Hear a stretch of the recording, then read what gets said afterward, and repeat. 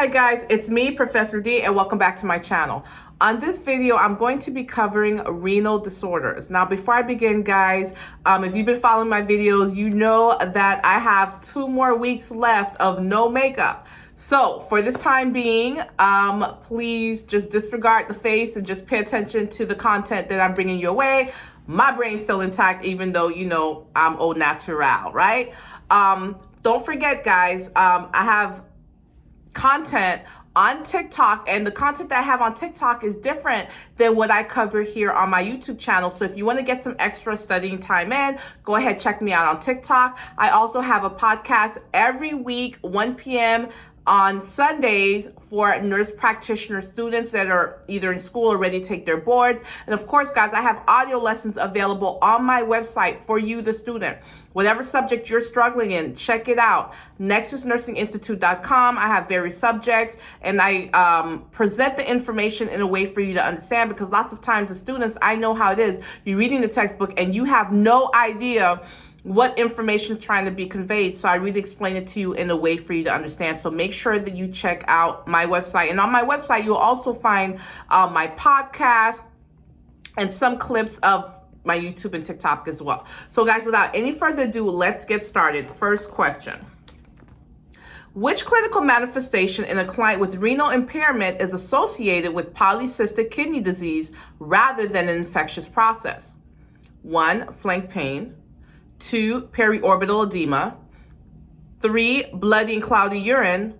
Or 4, enlarged or protruding abdomen. I'm sorry, guys, I'm saying 1, 2, 3, 4. It's really A, B, C, or D. But the correct answer is D, enlarged or protruding abdomen. So if you go back to the question, they're asking about polycystic kidney disease. So what happens, guys, these cysts on the kidneys get so large. What happens is they get so large, they push those organs in the abdominal area, they push it forward, and that's why you'll see D, the enlarged or protruding abdomen, because they get so big, they but they move forward the organs that are in the abdominal cavity, and that's why you'll see that protruding abdomen. Letter D is the correct answer. Now, choices A, B, and C, the flank pain, the periorbital edema, the bloody and cloudy urine, you see that in renal impairments such as pyelonephritis, right? But when we're talking about something specific related to polycystic kidney disease, I want you to think all of those fluid-filled sacs on the kidney. And what does it do? It's big, big, big, big, big, big. They can be the size of golf balls, guys. All right? And so that's why you see it pushing everything forward, and you can see that protruding abdomen. Next question.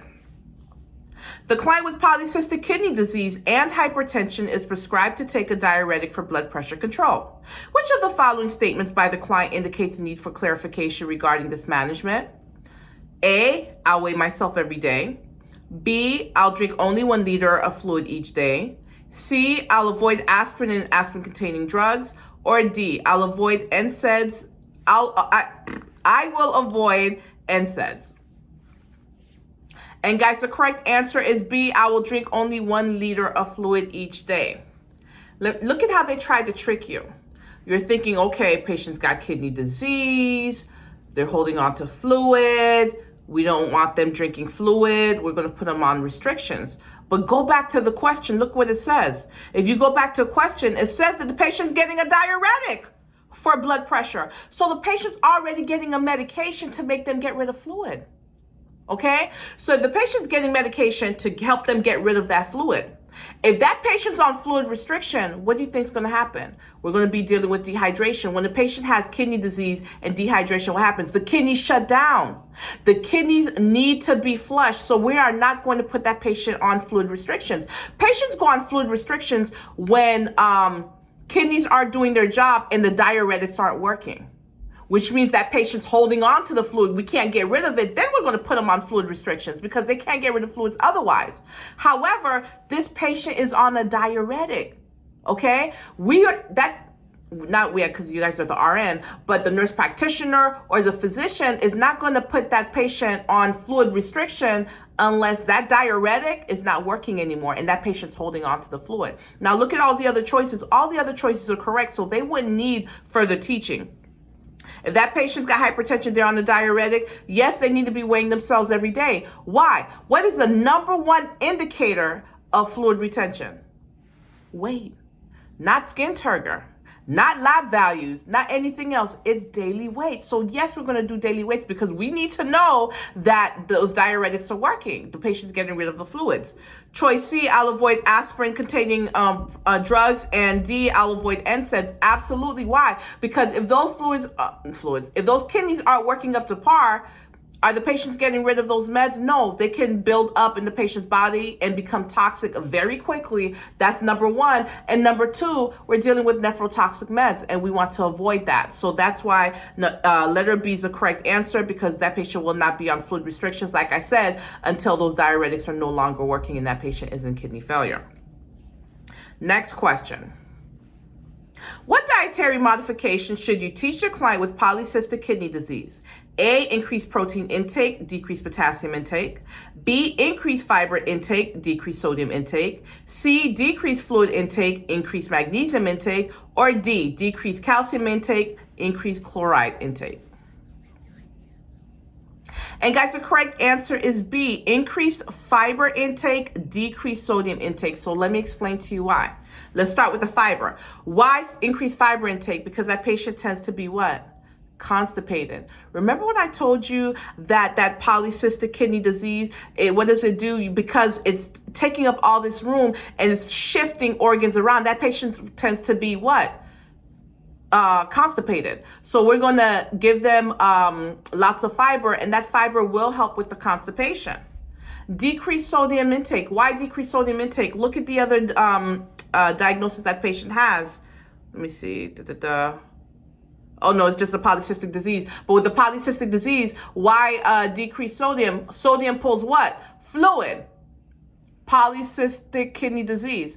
Kidneys already in trouble. Do we want that patient holding on to the fluid? No, that's why we're giving them diuretics. So that's why we're going to put the patient on a low sodium diet so they don't hold on to as much fluid, because we want the patient, yes, they're going to get fluid in their body, but we want them to get that fluid out and not retain that fluid, because retaining that fluid turns into fluid overload. Fluid spills over to the lungs. Now we got lung issues, and we have a whole other set of issues. Okay, so for this question, that's why B is the correct answer, because of the constipation. And we don't want that patient retaining sodium. Guys, I can't speak today. We don't want that patient retaining fluid, so we're going to decrease the sodium intake. I'll tell you what it is, guys. You know, if you've been following me for any amount of time, you know I love my makeup. I wake up to do my makeup. And the fact that I can't do it for a month, I'm just all discombobulated. I'm so sad. I'm not even going to watch any of these videos. But I'm doing it for you because I had two choices. I could have just gone a month without doing videos for you, and I seriously considered it. But then I thought about one time I had to, I forgot to publish a video, and all my videos are published at the same time every week. And the amount of emails that I got within 10 minutes of my video not being published Sunday, 1 o'clock, I could not believe it. So you guys would have had a heart attack. So I was like, the show must go on. All right, next question. Which clinical manifestation in a client with a urinary tract infection alerts you to the possibility of acute pyelonephritis? A, burning on urination. B, cloudy dark urine. C, fever and chills. D, hematuria. Guys, if you are taking genital urinary right now, I promise you, you're not going to see this exact question, but this content, you're going to see it on your exam. This is a famous nursing question. You absolutely have to understand this, and you have to know this, okay? So guys, the correct answer is C, fever and chills. Why? Because fever and chills, that's a systemic symptom. And that's how we know that we're dealing with something that's systemic, such as your pyelonephritis. Okay, it's not something like a lower urinary tract infection where the patient will have dysuria, where they may have cloudy urine. Okay, the fever and chills, that's systemic. And when it comes to GU, you need to be thinking pyelonephritis. That needs to be one of the first things going through your mind, okay? Choices A, B, and C, the burning on urination, cloudy dark urine, hematuria, all of those are signs and symptoms of a lower urinary tract infection. Next question. The 48-year-old client with diabetes mellitus is being treated for her third episode of acute pyelonephritis in the past year. She asked what she could do to help prevent those infections. What is your best response? A, test your urine daily for the presence of ketone bodies and proteins. B, use tampons rather than sanitary napkins during your menstrual period. C, drink more water and try to empty your bladder at least every 2 to 3 hours while you're awake. Or D, inject your insulin in larger doses or more frequently to keep your blood sugar lower so the microorganisms have less nutrients for growth. And guys, the correct answer is C, drink more water and try to empty your bladder at least every 2 to 3 hours while you are awake. This is why it's important. That bladder needs to be flushed. Fluid needs to be constantly moving. What happens when fluid doesn't move? Fluid, but blood, anything. When fluid doesn't move, what happens? Bacteria grows. So the more the patient's drinking fluids, they're flushing their bladder, they're not giving that urine enough time to be stagnant for bacteria to grow. That's number one. And number two, is not giving the bacteria enough time to go ahead and stick to that inner lining of the bladder and grow. Okay, so that's why C is the correct answer. Look at one, test your urine daily for the presence of ketone. What? First of all, we're asking about preventative measures, okay? So how is that going to help prevent the patient from getting UTI? So that's false. 2, use tampon. Where's my son? Stop it. You guys know that anything that is invasive increases the risk for a patient getting an infection. So any foreign body that you insert into your body, you're increasing the likelihood of getting an infection. So absolutely not. We're not going to tell that patient to insert anything into the vagina where there's chance for that bacteria, for those pathogens that was on the tampon to creep up the vagina, up the urethra into the bladder. Absolutely not. We're not going to teach them that. And last choice, D, that's crazy. Inject yourself with insulin in larger dose. Oh, we're playing doctor now. Is that what we're doing? No, you never tell patients to increase or decrease dosage of anything. Absolutely not. That is the doctor's responsibility. So the only answer that could be correct here is C. Next question. The client has just been diagnosed with acute glomerulonephritis. Which question should you ask this client in attempting to establish a cause? A, are you sexually active? B, do you have pain or burning on urination? C, has anyone in your family had chronic kidney problems? Or D, have you had any type of infection within the last 2 weeks? By the way, guys, this also is a famous nursing test question. You're going to see this within your academic career. You need to know this. And guys, the correct answer is D, have you had any type of infection within the last 2 weeks? So very often when it comes to glomerulonephritis, what we find is the patient had a recent infection, upper respiratory infection, GI infection. They had a recent infection. And what happens is that antigen antibody complexes, they get stuck in the glomeruli. Literally, that's what happens, and it decreases the effectiveness of that kidney, and the kidney's unable to filter the way it normally filters. So you're going to ask the patient, have you had a recent infection within the last 2 weeks? That's why that's the answer. So let's look at our wrong answer choices. A, are you sexually active? B, do you have pain on urination? Or C, has anyone in your family had chronic kidney problems? None of those will lead you to a possible cause of them having that glomerulonephritis. But that patient saying, yeah, I did have an infection 2 weeks ago. That could be that possible cause of that patient now having the glomerulonephritis.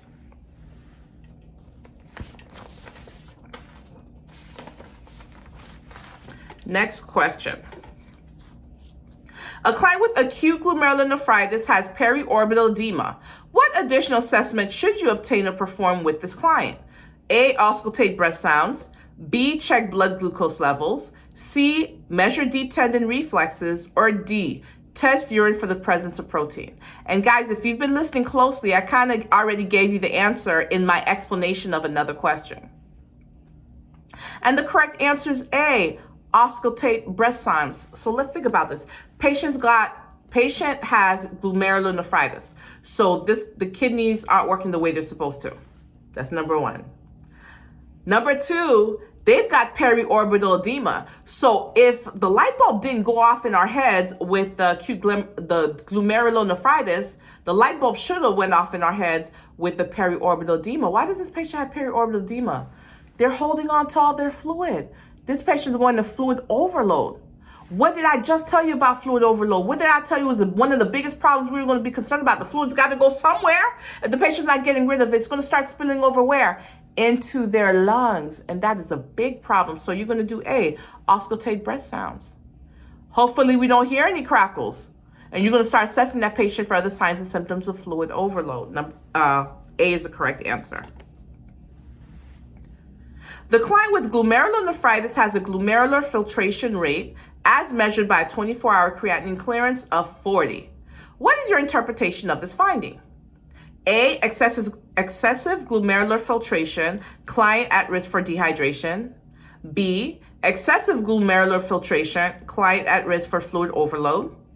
C, reduced glomerular filtration, client at risk for dehydration.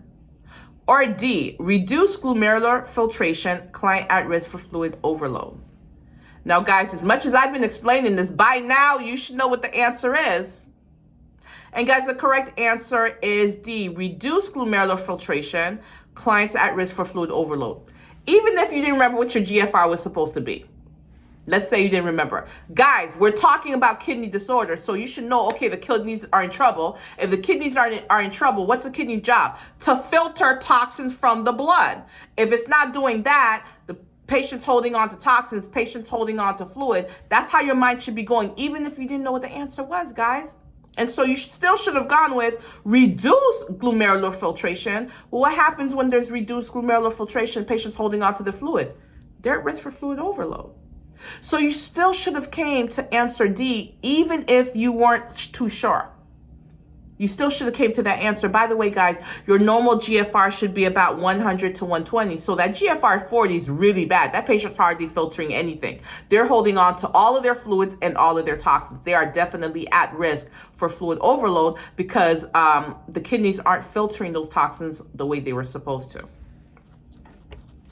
What clinical manifestation indicates to you that the client with glomerulonephritis being treated in the community is responding as expected to the prescribed treatment? A, the client's lost 11 pounds in 10 days. B, the client's urine specific gravity is 1.048. C, you observe no blood in the client's urine. Or D, the client is thirsty. And I know you guys all know the answer. It's A, the client lost 11 pounds in 10 days.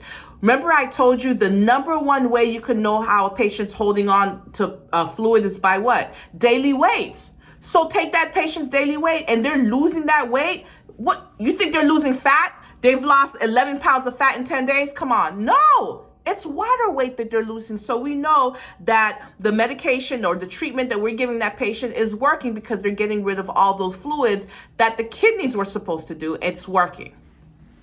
The client has nephrotic syndrome with a normal glomerular filtration rate.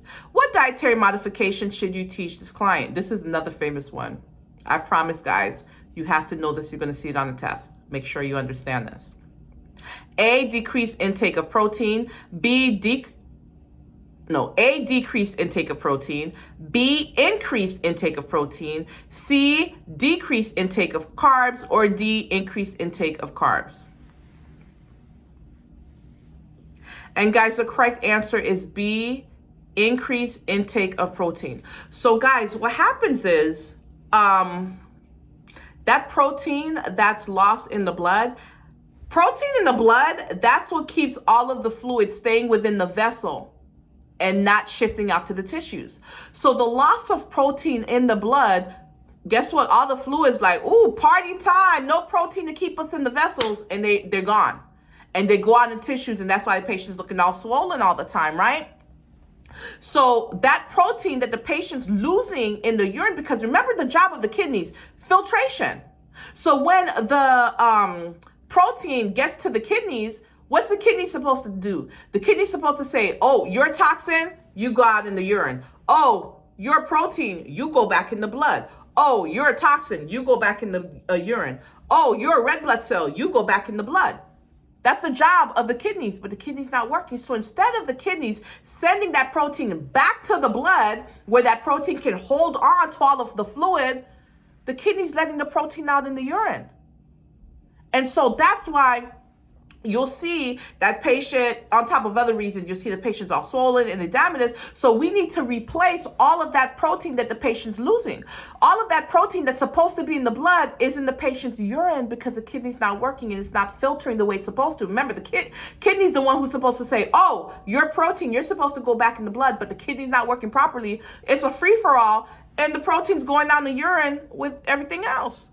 So the patient needs to replace that protein. And so that's why B is the correct answer. Increase intake of protein. I'm telling you guys, you see nephrotic syndrome, you better know that the diet that patient's going to have is going to be increased what? Protein. Very good. In assessing the client who had a radical Guys, I'm telling you, my makeup is my superpower. I'm just a mess without it, but we're going to get through this. In assessing the client who had a radical nephrectomy for a renal cell carcinoma 6 hours ago, you note that the client's blood pressure has decreased from 134/90 to 100/56, and the urine output is 20 mL for this past hour. What is your best first action?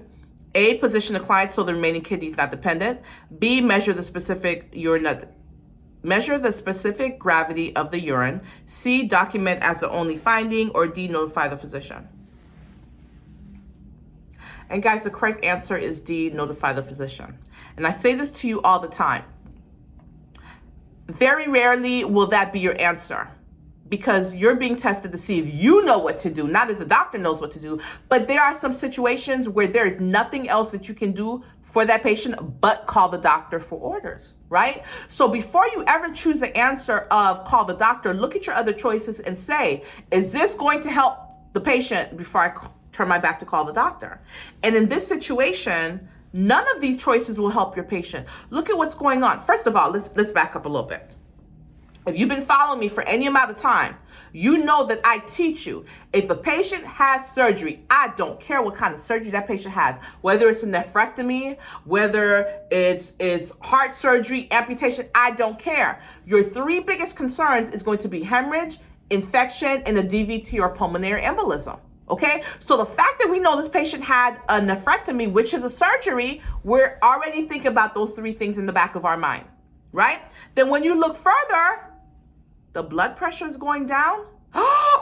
The urine output's only 20. And guys, the minimum is supposed to be 30 mLs per hour, but the urine output's only 20. Oh my gosh.